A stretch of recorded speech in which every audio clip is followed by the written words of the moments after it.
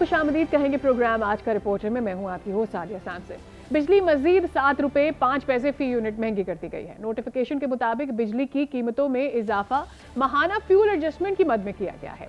कीमतों में इजाफे से सार्फिन पर 66 अरब रुपए का इजाफी बोझ पड़ने जा रहा है। सार्फिन को मार्च के बिलों में इजाफी अदायगी करना होगी, तो अभी से अपना बजट देख लें। लाइफलाइन समेत के इलेक्ट्रिक के सार्फिन पर इजाफे का इतलाक नहीं होगा। आज के प्रोग्राम में बिजली की कीमतों में इजाफे की वजूहात और फिर उसके सार्फिन पर असरात पर बात करेंगे। इसके लिए हमारे साथ स्टूडियो से मौजूद होंगे इस्लामाबाद स्टूडियो से डॉक्टर खालिद वलीद साहब, एनर्जी एक्सपर्ट हैं, और हसन अवान हमारे नुमाइंदे लाहौर से हमें सूरत हाल के हवाले से आगाह करेंगे कि आवाम पर इस तमाम तर इजाफे का जो 8 बार कर दिया गया है गुज़िश्ता 7 महीनों में क्या इम्पैक्ट आ रहा है। लेकिन उससे पहले अभी इस वक्त आपको एक रिपोर्ट दिखाते हैं। इस रिपोर्ट में आप जायजा लीजिए कि किस तरह से ये इजाफा किया गया है, चाहे वो डोमेस्टिक सार्फिन हो, कमर्शियल सार्फिन हो, और किस तौर से इस इजाफे का इम्पैक्ट आवाम पर आया और फिर ये इजाफा 8 बार कैसे किया गया। निगरा हुकूमत में बिजली की कीमतों में इजाफा ही इजाफा देखा गया। बुनियादी टैरिफ, माहाना और सहमाही फ्यूल प्राइस एडजस्टमेंट समेत दीगर बोझ आवाम के कंधों पर डाले गए। निगरा हुकूमत ने आते ही डोमेस्टिक सार्फिन के लिए औसतन टैरिफ में 3 रुपए 82 पैसे का इजाफा किया, जबकि दीगर सार्फिन के लिए 7 रुपए 5 पैसे फी यूनिट इजाफा हुआ। माहाना फ्यूल एडजस्टमेंट की मद में इजाफा कमोपेश हर माह ही रहा। सितम्बर में 1 रुपए 46 पैसे, अक्टूबर में 1 रुपए 71 पैसे, नवंबर में 40 पैसे, दिसंबर में 3 रुपए 7 पैसे और जनवरी में 4 रुपए 12 पैसे फी यूनिट इजाफा किया गया। जाते जाते भी निगरान हुकूमत बिजली की कीमतों के हवाले से अवाम को रिलीफ न दे सकी। फ्यूल प्राइस एडजस्टमेंट की मद में 7 रुपए 5 पैसे फी यूनिट इजाफा कर दिया गया, जिससे सार्फिन पर 66 अरब रुपए का इजाफी बोझ पड़ेगा। बात करेंगे इस पर खालिद वलीद साहब से। बहुत शुक्रिया, आपने वक्त निकाला, एनर्जी एक्सपर्ट हैं, और आपसे जानना एक्चुअली ये है कि इस वक्त जो सिचुएशन है वो क्या वर्स होने जा रही है, अगले 5 सालों में अगली हुकूमत के लिए क्या टारगेट सेट होंगे, और ये जो इजाफे किए गए हैं इसके पीछे क्या वजूहात है। लेकिन उससे पहले ज़रा डिटेल जायजा ले लेते हैं, अपने नुमाइंदे से बात कर लेते हैं कि ये जो मुसलसल इजाफे किए गए हैं गुज़िश्ता 7 माह में 8 बार जो इजाफे हुए हैं, उसका इम्पैक्ट आवाम पर किस तरह से आ रहा है और उनके बजट में किस कदर इसका इम्पैक्ट पड़ रहा है। जी हसन।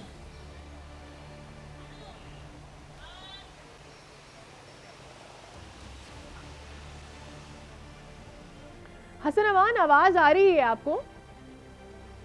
जी जी बिल्कुल, हसन, आगाह कीजिएगा कि आवाम पर क्या इम्पैक्ट पड़ता है इस पूरे इजाफे का। मुसलसल हम देख रहे हैं कई माह में, एक माह में तो 2 बार भी इजाफा हुआ है, गुज़िश्ता 7 माह में 8 बार जो फ्यूल एडजस्टमेंट हो या टैरिफ हो, बुनियादी टैरिफ हो, उसमें इजाफा करके ये 8 बार इजाफा हो चुका है बिजली की कीमतों में। तो इसका इम्पैक्ट आवाम पर किस तरह से पड़ रहा है, आवाम इसको किस तरह से परसीव कर रहे हैं? देखिए जी, जब से निगरान हुकूमत आई है आवाम तो अब तवक्कुआत भी लगाना छोड़ दी हैं, क्योंकि निगरान हुकूमत ने फ्यूल एडजस्टमेंट की सूरत में हो, पेट्रोल हो या फिर इसके अलावा अशिया ज़रूरियात हों या फिर बिजली हो, तमाम तर चीज़ों में जो है वो इजाफा ही करती आई है। क्योंकि अलबत्ता पहले ये देखा जा रहा था कि निगरान हुकूमत जो है वो आवाम को जो है वो कुछ रिलीफ देगी, लेकिन ऐसा 7-8 माह से कोई रिलीफ होता हुआ दिखाई नहीं दिया। इससे जो है आवाम में मज़ीद जो है वो गम गुस्सा पाया गया है, क्योंकि निगरान हुकूमत जो जब से आई है इन्होंने जो है वो फ्यूल एडजस्टमेंट की प्राइस में भी कीमतें जो बढ़ाई हैं।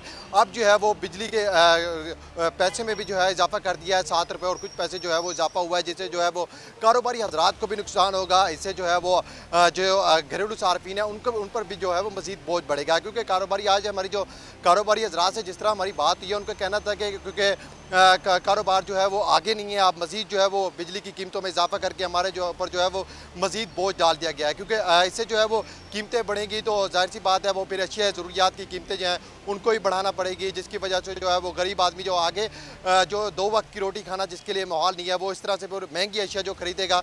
इस तरह जो ओवरऑल जो बिजली का बढ़ने का जो इम्पेक्ट है वो ओवरऑल ही पड़ता है, वो चाहे गरीब तबका हो, दुकानदार हो, मजदूर हो, कोई भी हो, उन सारों पर जो है वो इम्पेक्ट पड़ता है। इसलिए वो जो उम्मीदें वाबस्ता लगाई हुई थी हुकूमत से, लेकिन अलबत्ता इस तरह से कोई उनको नजर नहीं आया। गवर्नमेंट बहुत शुक्रिया हसन अवान, आपने इस हवाले से हमें आगाह किया। खालिद साहब, आपकी जानिब आ जाते हैं। जानना ये चाहते हैं कि आम फहम जो इंसान है उसको तो समझ में नहीं आता है कि जी बात की जाती है कि जी IMF का तकाजा था और आपके पास एक डेडलाइन थी, आपको उसके हिसाब से ये चीज़ें कुछ करनी थी, हम करने जा रहे हैं। असल वजूहात आवाम तक कैसे पता चले आवाम को कि जी ये जो इजाफे कर दिए जाते हैं इसके पीछे क्या वजह होती है? देखें, एक तो बड़ी सीधी सी वजह है कि आपने अपने एनर्जी सिस्टम को, अपने पावर सेक्टर को इस तरह से डिज़ाइन किया है कि वो आपके इंपोर्टेड फ्यूल पे ज़्यादा डिपेंडेंट है।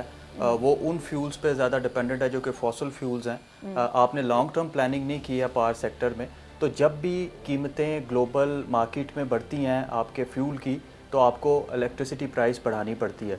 और जब भी ये इलेक्ट्रिसिटी प्राइस बढ़ती है तो इसका डायरेक्ट और इनडायरेक्ट इफेक्ट जो है वो कंज्यूमर्स पे आता है। हमें एक चीज़ को समझना है कि इसको हमें ठीक किस तरह से करना है, या इसको हमने किस तरह से आवाम तक इसके बेनिफिट्स पहुंचाने हैं इसको ठीक करने के। वो इस तरह से है कि हम अपने पावर सेक्टर में इंटीग्रेटेड प्लानिंग करें, लॉन्ग टर्म प्लानिंग करें, और किसी तरीके से इस इम्पोर्टेड फ्यूल से और इस fossil fuel based generation mix से छुटकारा हासिल करने की कोशिश करें। क्या हो सकती है खालिद साहब? क्योंकि हमारे पास वक्त कम है तो पॉइंट टू पॉइंट जाना चाहूँगी। मैं आपसे जानना ये चाहती हूँ कि इंटीग्रेटेड जो थॉट होगा वो क्या होगा, किस तरह से आप और पावर के ऊपर जो आप खुद जनरेट कर सकते हैं उसके ऊपर मूव करेंगे, क्योंकि ये तो हम कई सालों से, दहाइयों से सुन रहे हैं ना कि हम इंपोर्ट ही कर रहे हैं सारी की सारी बिजली, यानी क्रूड फ्यूल्स जिसके ऊपर हमारी एनर्जी डिपेंडेंट है। देखिए, एक तो चीज़ ठीक है कि हमें सेक्टर्स को समझना है। अपने पावर सेक्टर के जनरेशन है, ट्रांसमिशन है, डिस्ट्रीब्यूशन सिस्टम है, इनकी इनएफिशिएंसीज़ को हमें रिमूव करना है, और इस तरह से करना है कि हर सेक्टर की इनएफिशिएंसीज़ रिमूव हो रही हो, ताकि आपका जो सर्कुलर डेट है वो पाइल अप ना हो रहा हो। दूसरा ये कि हमें जनरेशन सिस्टम में वो टेक्नोलॉजीज़ लेके आनी है, अपने उस पोटेंशियल को यूज़ करना है जो पाकिस्तान में बड़ा ज़्यादा है। वो है सोलर और विंड का, ताकि हम अपने इंडिजिनस रिसोर्सेज पे ज़्यादा डिपेंड कर सकें। उसको करने के लिए हमें एक बुनियादी जो हर्डल आती है, जो बुनियादी बॉटलनेक है, मुश्किल पेश आती है, वो हमारा ट्रांसमिशन सिस्टम है। और वो ट्रांसमिशन सिस्टम कुछ इस तरह से डिज़ाइन हुआ है कि जो हमारे चीपर एनर्जी सोर्सेज हैं वो या तो साउथ में है, पाकिस्तान के में है, और जो दरमियान में हमारा पॉपुलेशन है वो हमारा बेस लोड की तरह एक्ट करता है, और वहाँ पे हमारा बेस सेंटर्स हैं, लोड सेंटर्स हैं। अब जब हम ट्रांसमिट करते हैं इलेक्ट्रिसिटी को फ्रॉम नॉर्थ टू साउथ या साउथ टू नॉर्थ, इस दौरान काफ़ी सारी बिजली जो है वो सिस्टम लॉसेस की मद में ज़ाया हो जाती है, जो कि सिस्टम पे एक बर्डन बनता है। तीसरी चीज़ डिस्ट्रीब्यूशन सिस्टम है। हमारा डिस्ट्रीब्यूशन सिस्टम, डिस्कोज जो हमारी डिस्ट्रीब्यूशन कंपनीज़ हैं वो इस तरह से प्लान की गई हैं कि उनका सिस्टम एरिया बहुत बड़ा है, जो कि इनएफिशिएंसीज़ का बाइस बनता है। हमें एक प्लानिंग, इंटीग्रेटेड प्लानिंग ऐसे करनी है कि वो डिस्ट्रीब्यूशन से स्टार्ट हो, डिस्ट्रीब्यूशन सेक्टर से, उसमें कॉर्पोरेट प्रिंसिपल्स को लाया जाए, वो प्रॉफिटेबल एंटिटीज़ के तौर पे काम करें, वो बेस्ट प्रैक्टिसेस जो दुनिया में राइज हैं इलेक्ट्रिसिटी रिकवर करने की, बिल रिकवरी की, और अपने डिस्ट्रीब्यूशन सिस्टम को एफिशिएंट करने की, कॉर्पोरेट बेसिस पे कॉर्पोरेट प्रिंसिपल्स को फॉलो करते हुए इंडिपेंडेंट बोर्ड मेंबर्स हो इन डिस्ट्रीब्यूशन कंपनीज़ के, इनको आप कम्पेटिटिव बनाएं, और फिर आप ट्रांसमिशन सिस्टम को रिवाइव करें, इसमें इन्वेस्टमेंट्स लेके आएँ, ताकि आपका ट्रांसमिशन सिस्टम उन रिन्यूएबल एनर्जी सोर्सेज को जो कि जनरेशन साइड से आ रहे हैं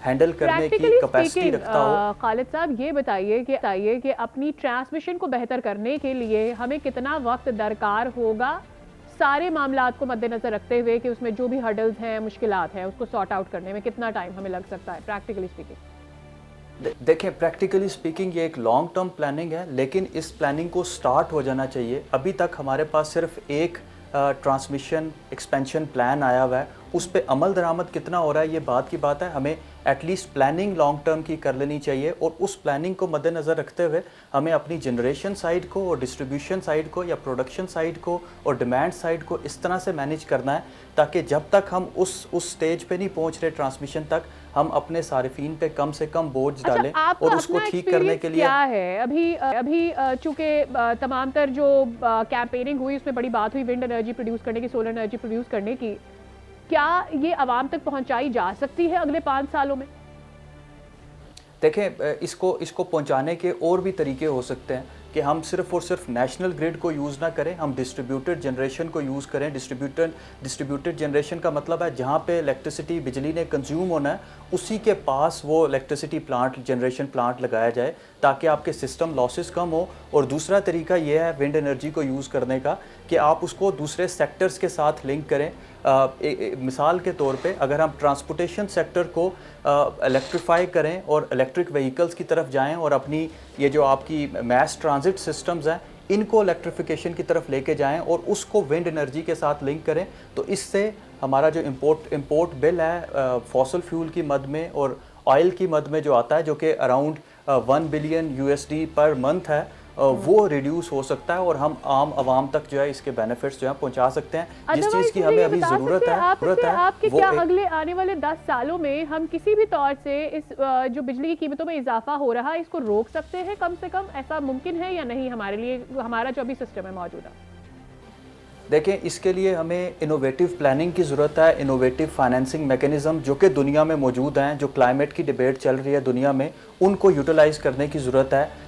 एक इनिशिएटिव होता है जिसको जस्ट एनर्जी ट्रांजिशन पार्टनरशिप्स कहा जाता है, उसके तहत आप अपने fossil fuel based power plants को अर्ली रिटायर कर लेते हैं और उनकी जगह पे आप अल्टरनेट फ्यूल के प्लांट्स जो कि विंड और प्लानिंग का सोलर। फुकदान है। अगर प्लानिंग अभी से भी होगी तो देर आए दुरुस्त आए जरूर कह सकते हैं कि हम कभी ना कभी अगले 10 साल में आके कम से कम इस मौके पर इस सूरत हाल में आ जाएंगे जहां पर हम अपने आवाम को रिलीफ दे सकते हैं, मैन्युफैक्चरर्स को और फैक्ट्रीज को और कमर्शियल जितना भी यूज़ होता है उसको रिलीफ वहां पर कन्वर्ट कर सकते हैं। आज के रिपोर्टर का वक्त खत्म हुआ, मुलाकात होगी अगले शो में।